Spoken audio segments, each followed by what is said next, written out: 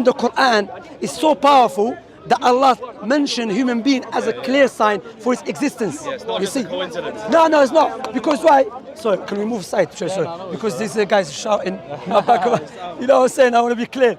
You know what I'm saying?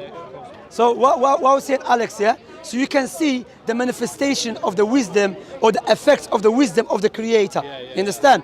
And likewise, you can see the power and the ability. You understand? If this is the case, there is not any doubt. We are here for a purpose. Yeah, 100%. Do you agree with that so far? 100%. Logic dictates that the one who knows our purpose in this life must be the one who made us. Yeah. Do you know why? Because imagine, I always mention this example. Imagine I'm the first person to make this phone. Yeah. No one made this phone before me. No. In order for the people to know what is my purpose of making this phone, you come to me. Because I made it. It's a logical argument. You see, you're not going to go to the butcher. No. Or maybe the butcher will tell you something that you like, but he's not going to give you the correct information. You understand? Logic dictates you're going to come to the one who made it.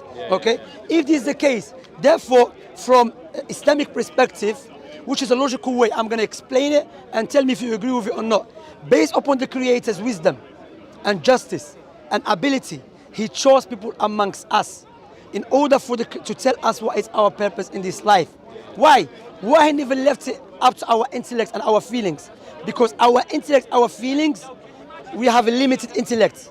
We have a limited, our feelings is subjective. You see? Okay. So logic dictates the absolute truth and the objective will come from the Creator. You understand? So when He chose people amongst us, Alex, He did not just send, He said, you know what? Go claim to be a prophet of the Most High. Because you know what? Claiming to be a prophet of the Most High, that is the greatest claim. There's two types of people claim that. Either the most truthful person or the biggest liar. Because remember, you're not claiming to be a messenger of the queen or king or a famous guy. You are claiming to be the messenger of the one who created this tremendous creation. So therefore, logic dictates when the Creator sent the prophets and messengers, He's going to aid them with a clear-cut proofs in order for you and I to differentiate between a true messenger and a false messenger. Does it make sense so far? Yeah, makes sense. Okay, so now, as a Muslim, I'm not going to speak about Jesus, Moses, Abraham, because logic dictates if I establish with a logical proof, tangible proofs, that Prophet Muhammad is a true prophet, logically speaking, the Most High will not choose a liar to convey His message. Do you agree with that so far? Okay, so He will choose a most truthful person. Okay, now, when you look to the Prophet Muhammad, firstly, what was he known for? Was known amongst his nation to be called a trustworthy, truthful person. Honest, And I'm going to show you some clear proofs to know this man must be a truthful person. For example, during his lifetime, he had a son called Ibrahim. His son died, like 2 years old, 3 years old, yeah? His companions, the same day when his son died, eclipse occurred, eclipse. So the companions, his disciples, were not familiar with eclipse. Therefore, it's a miracle. Therefore, the reason the Prophet Ibrahim, the Prophet's son, died, that's why there's eclipse. The biggest liar will try to utilize any opportunity to back up his claim. So what he could have said, you see, I told you I'm a prophet of God. Look what happened, eclipse. But what he said, no, what has occurred, it has nothing to do with my son's death and no one's life. This is from the signs of the Most High. When you see it, rush to the prayer. What he did, he's an honest person. He didn't connect them to himself. He connected them to their Creator. Yeah. When you see that is a sign from your Creator, that is not the attribute, characteristics of a liar. Because a liar will look for any opportunity to justify his lies. Do you agree with that? Okay. Another one, for example, another one. When his wife, she was accused to be an adulterer, what he could have done, he could have just made up a story. Or he could have said, you know what, my wife, she's not adulterer. God told me. He had to wait 1 month while the people around saying his wife is adulterer. And we know, we are man. You can accuse me, accuse my friend, don't accuse my wife. The most dear one for me after my mother, don't accuse her to be an adulterer.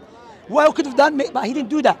He waited 1 month. Why? Because he knows he cannot make up something on behalf of God, the Most High. Understand?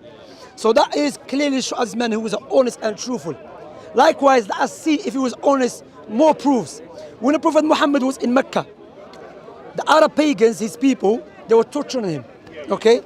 Then Allah gave him the permission to migrate from Mecca to Medina. Medina, another city.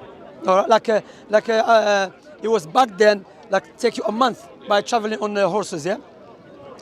When Prophet Muhammad was about to leave, he told his cousin, there's some Arab pagans here have left something with me. Give it back to them. Wait. This guy is a liar. If he's a liar, what could have done? These people already were about to kill me. Let me take their stuff. No, he said no. He said, give it back to them. He said, his cousin Ali. He said, Ali, stay behind. I'm going to migrate. You follow me after. Give their items back. That shows clear cut this man is trustworthy, honest person. That's not the characteristic of a liar. Another one, prophecies. Here's the prophecies. I mean, Prophet Muhammad has overwhelming prophecies. For example, let me ask you before we start about the prophecies. Who knows the future in details? I don't know, but you tell me. I'm not. No one. Logically speaking, who knows the future in details except the Creator? Exactly. Yeah, because if I made the phone, if I made the watch from scratch, no one knows about the watch better than I. Yeah. I have the knowledge about every bit because I made it from scratch. You understand? Yeah. It's a logical argument.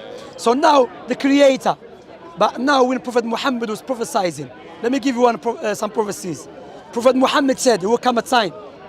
This hadith speaking about Prophet Muhammad saw type of people getting punished. And he said one of them, he will make up a lie in the morning. In the morning. In the same morning, his lies reach far east, far west. In the same morning.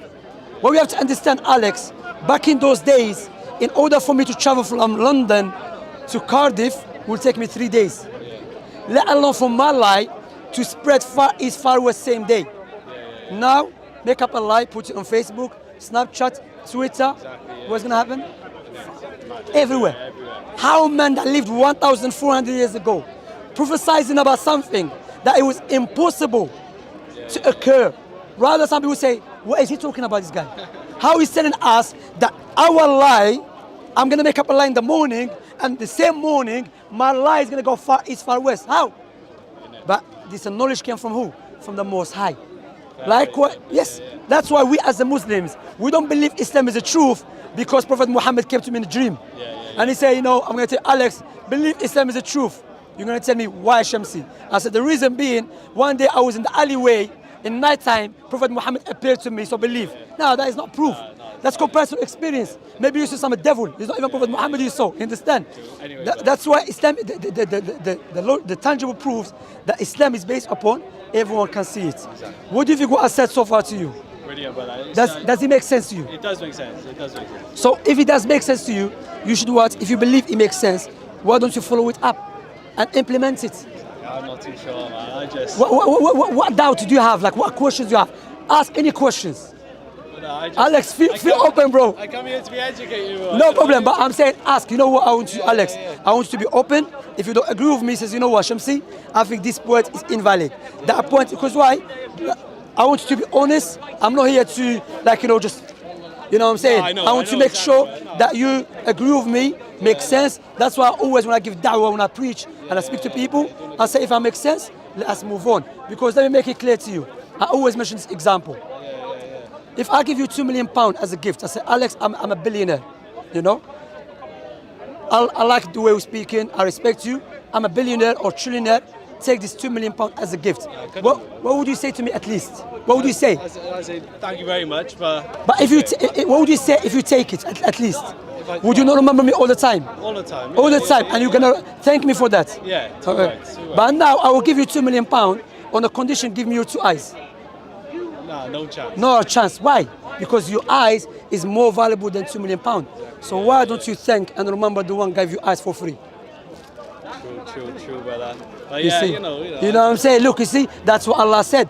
Allah in the Quran, He said, if you try to count Allah's blessings on you, you will never be able to do so. You understand? That's what. Anyway, brother, please think about it. Let me give you a leaflet to read. No worries, brother. Alex, and hopefully I'll come to Cardiff see you soon. Yeah, too right. Come because, see us. bro, Come see us. I love it there. Yeah, it's class, isn't it? Bro, even the people there, very respectful. Yeah, lovely. Yeah, very respectful. I was my wife. My wife was wearing the niqab, the burqa, and you know what? very respectful. Everyone saying good morning, everyone saying hi. I was thinking, bro, this is nice, man. Understand? But anyway, Thank you, please brother, think yeah. about it. Yeah, You have your sure. brothers here. Yeah. Inshallah ta'ala. All right, my brother. Assalamu alaikum. See you in the masjid. How Inshallah, yeah, I'm coming. We'll link up, inshallah. We'll meet up, inshallah. We'll go eat something in a many place. Thank you You for have, educating him. inshallah ta'ala.